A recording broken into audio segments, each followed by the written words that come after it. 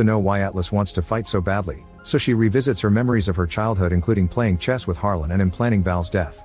As Atlas freaks out, she explains to Smith that Val created Harlan and she used to trust him.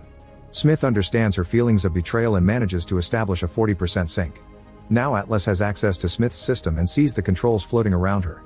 A scan reveals they're 498 feet below the surface and they agree to try a subterranean cave to escape. Using the thrusters, they burst through the rock and make it to a big beautiful cave. Smith only has 14 hours of battery left and they're 37 kilometers away from the rescue pod, so they need a plan against the soldiers.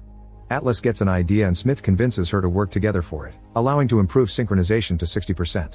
Soon they find their way out of the cave, unaware that Casca can see them from afar. Atlas is fascinated by the glowing flowers they find and Smith points out she's the first human here. He tells her to name the flowers, but Atlas can't think of a better name than Planti.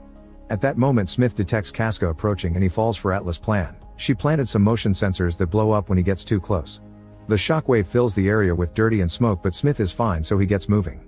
Suddenly they hear a transmission from Casca and track it to find his head, which Atlas picks up and destroys.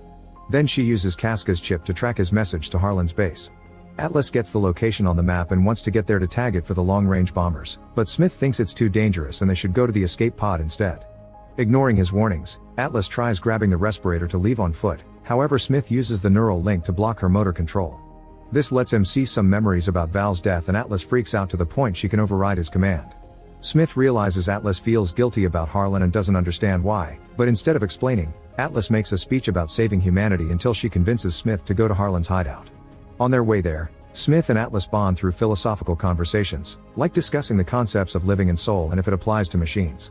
When they finally make it to Harlan's hideout, they're shocked to find a massive base and conclude Harlan has been hiding for 28 years to build this, gathering weapons until he's ready to fight back.